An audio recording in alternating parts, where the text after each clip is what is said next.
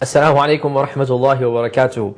Welcome to another episode of ours from the Mailbag from the Deen Show. I'm your host, Yasser Qali.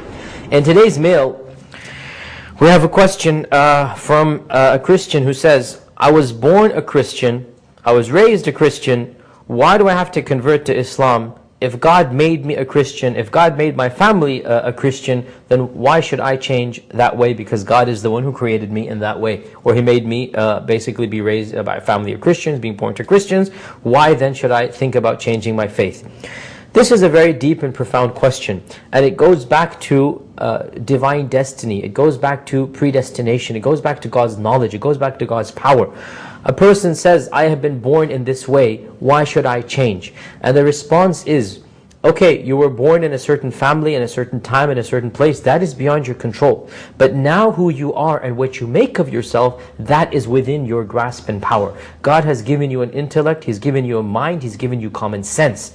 The same excuse is used by murderers and rapists and thieves, so they say, I was created this way. I have this inside of me, I can't change. If a murderer says to you, it's not my fault I murder, this is just the way I am, I'm a serial killer, don't get angry at me. We respond, no. God created you with a free will, He created you with common sense, you can control it. If you're too weak to control yourself, that's not my fault or the fault of anybody else, you will be punished for your crimes. Similarly, you now as a rational, sane human being, you can say it was beyond my choice who I was born to, my parents were beyond my choice, my family was beyond my choice, my society, my culture, my ethnicity. But your religion, right now as you speak, is not beyond your choice. And you're confusing the two.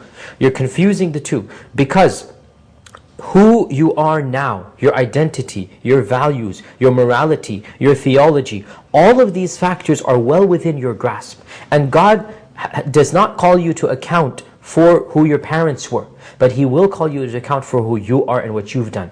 God will not punish you or call you to task or even reward you for that which your parents did or your society did or your culture did, but He will call you to task for what you have done. Now you are a rational and sane human being. You need to make up your mind. What should I do with my life? Who is the God who created me? What should I do towards that God? This requires common sense and rationality, and these are things you have been blessed with. The fact that your family is Christian is not an excuse for you to be a Christian. The fact that you have relatives who did, for example, sins and crimes. Suppose you have a relative or a distant cousin or even a friend or even a person that's a parent or an elder who has done a crime.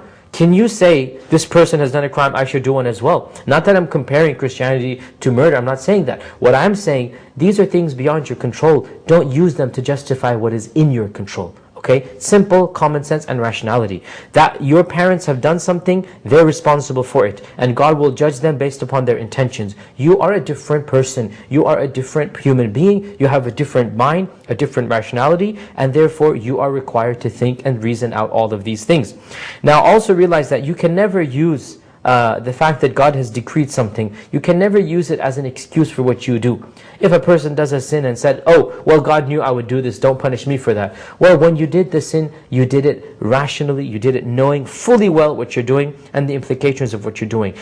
The fact that you did it and God also knew you would do that is not an excuse for you. Or else no human being would have any problems doing anything. If somebody comes and steals your wallet, don't get angry at him because he can say, well, don't get angry at me, God knew I would steal it. If somebody comes and takes your property or damages you or hurts you or abuses you, you won't have the right to get angry at him because he will use the same excuse that you're using now and he will say, well, God knew I would do this.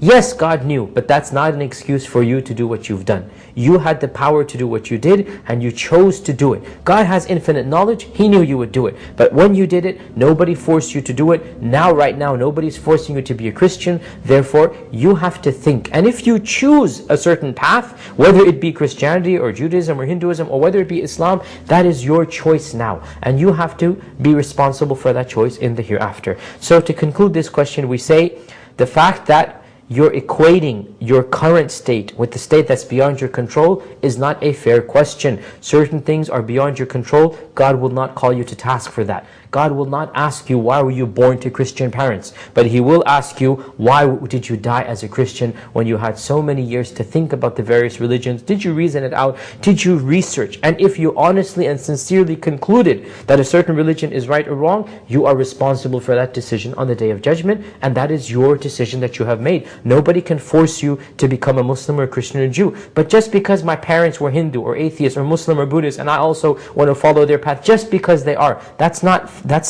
rational faith. That's not academic faith. That's just blind following. And our religion does not approve of blind following. Our religion says you should, if you don't know the truth, research it and find it. If you know the truth, then alhamdulillah, thank Allah. But if you don't know the truth, our religion asks you to use your common sense and reason and ration and pray to God. Rationalize and pray to God, because they both go together. Think and also use your emotions, because we are human beings who have an intellect and we have emotions. When something makes sense to you rationally, intellectually and emotionally, you found the truth. And I say it with the full confidence and sincerity, the only religion that will appeal to you rationally and emotionally and intellectually is the religion of Islam. So go out and do the research. And if you have any questions, you know who to ask. Ask the people around you. Ask God Himself for guidance and help. And you can also ask the people around you, Muslims, and you can send us questions in as well. And we'll try our best to answer them to the best of our abilities.